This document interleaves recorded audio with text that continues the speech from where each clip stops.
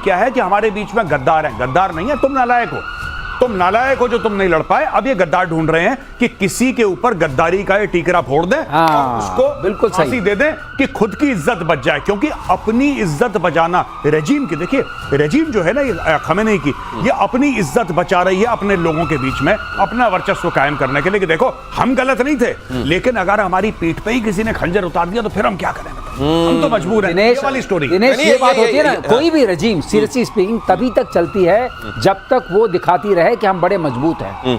अब इस रजीम में बचा क्या? आपके सारे कमांडर्स मार दिए गए पहले दिन, साइंटिस्ट मार दिए गए। कोई ये पूछ रहा होगा कि आपके कमांडर और वैज्ञानिक वो महिला के आकर्षण में क्यों आ गए? भाई साहब, आप लोग थोड़ा चरित्र अपना अच्छा क्यों नहीं करते? ये कोई पूछ रहा होगा इनसे? ये देखिए बहुत मॉरल रजीम है ये। इसमें मॉरल पुलिस भी है और एक सीक्रेट पुलिस है जो सीक्रेटली पता करती है कितने लोग मॉरल स्टैंडर्ड्स को मीट करते हैं। अब आप समझ सकते हैं बाकी काम तो मतलब ये सांप निकल जाने के बाद लकीर पीटने वाला बली का बकरा ढूंढ के, स्केपगोट जिसको कहते हैं ना, कि अब ये जिम्मेदार हैं, उधर नहीं, घाव छोड़कर बाकी जगह मरहम पट्टी की जा रही है क्या? ये सवाल सामने है। और अगली खबर देख लीजिए, इजरायली खुफिया एजेंसी मोसाद के चीफ डेविड बर्निया क्या कह रहे हैं। उन्होंने बड़ा बयान दिया है, ईरान में वर्षों तक बनी रहेगी मोसाद। ये गारंटी उनको कैसे है, ये जरा बताइएगा आप लोग। क्या वहां के बहुत सारे लोग ये मोसाद को चिट्ठी लिख के कह चुके हैं चिंता मत करो?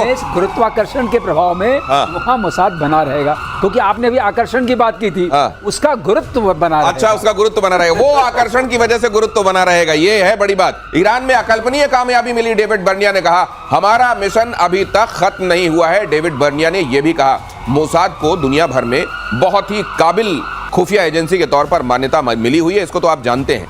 लेकिन ईरान में उनका काम आसान है या मुश्किल? वो जगह जहां पर आपको दुश्मन देश में ही अपने समर्थक मिल जाए, वहां काम आसान हो जाता है। और कहते हैं ईरान में बहुत सारे लोग ऐसे हैं जो खुद ही मोसाद को खबर पहुंचाते हैं। क्या ये बात सच है? बिल्कुल सच है। और पिछली बार जब लड़ाई हुई थी तो ईरान के अंदर तेहरान में पोस्टर लगे थे जो कि आम ईरानियों ने लगाए थे, और आम ईरानियों ने बोला था कि भाई देखो, हमारी तुमसे लड़ाई नहीं है, यानी कि हमारी ईरान से लड़ाई नहीं है, ठीक है, तुम्हारी जो लड़ाई है वो खमेनी से है, वो वहां पे रहता है, तुम उसके घर पे बम मारो, भाई हमारे घर पे बम मत मारो। यहां तक बात हो गई थी। और दूसरी एक चीज है कि ईरान के लिए, देखिए बात यह है कि लोग इतने परेशान है खमेनी रजीम से कि उनके लिए, यानी कि मोसाद के लिए वहां पे जासूस पैदा करना बहुत आसान है, बहुत आसान है। मैं वही बात कह रहा हूं जो आपके सामने मैंने एक बार पहले बोली थी आपकी शो में। एक बार देखिए, हम लोग बड़ा अप्रिशिएट कर रहे हैं, बड़ा तालियां पीट रहे हैं हम लोग कि देखो इजराइल ने क्या मिसाइल मारी, दीवार के अंदर घुस के कमरे में उस साइंटिस्ट को या उस अफसर को बर्बाद कर दिया, जान से मार दिया। अरे भाई, किसने बताया कि वहां पे वो उसका घर है? किसने बताया कि इस कमरे में इस वक्त तो सो रहा होगा?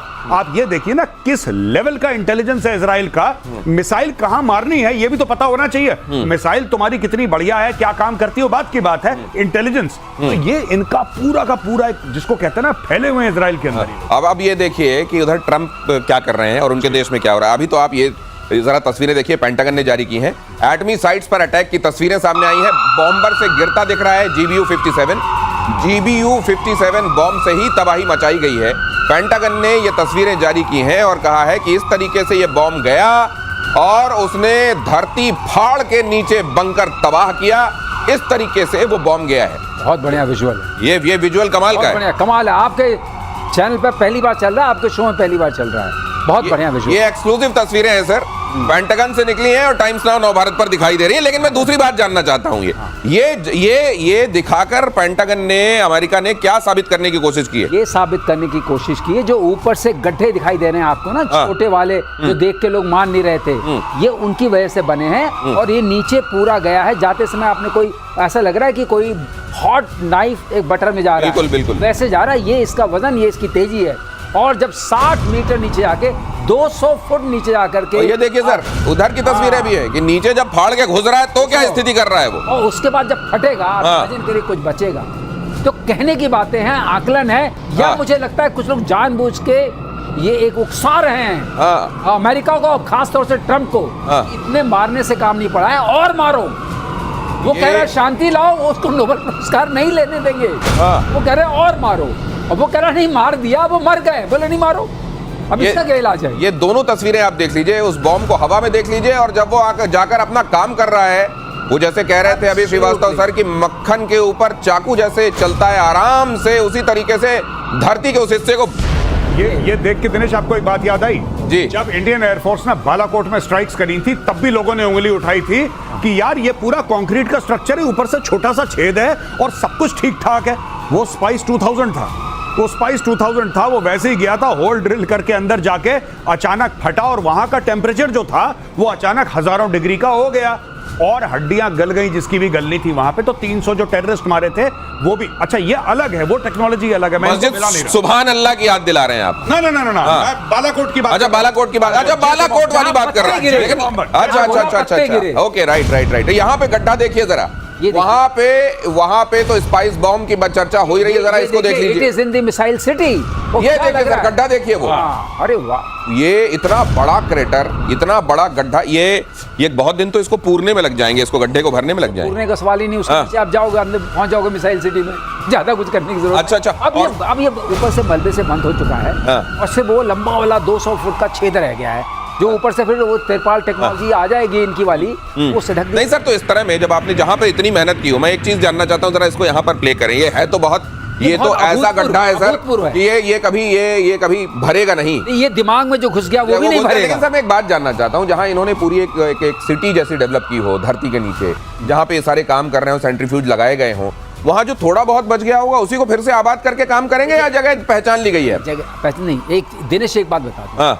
जब यहाँ पर ऐसा विस्फोट होगा जो सरलीकरण में ये है, उसका कैस्केडिंग इम्पैक्ट इतना होगा क्योंकि वहां जो कुछ भी है वो ज्वलनशील है, हाँ। केमिकल्स हैं, बाकी चीजें हैं, तो ज्वलनशील होंगे, उसका इम्पैक्ट होगा। एक बात हमेशा उठती है, बताना फिर जरूरी है हाँ। कि रेडिएशन क्यों नहीं होगा। हाँ। जो यहाँ पर U-235 है हाँ। वो डर्टी बॉम्ब नहीं है, स्पेंट फ्यूल जो है डर्टी बॉम्ब होता है, क्योंकि वो होता है सीजियम 137।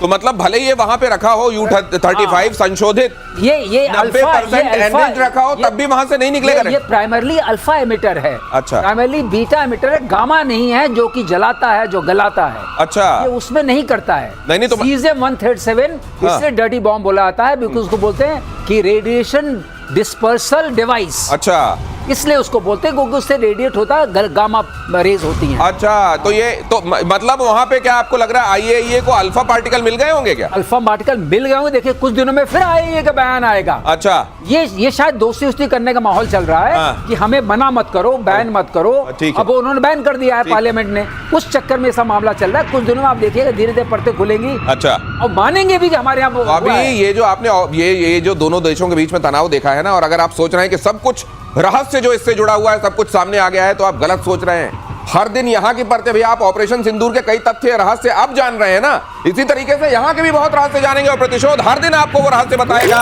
खुद को शांति दूत साबित करने में जुटे डोनाल्ड ट्रंप, अगली खबर देखिए।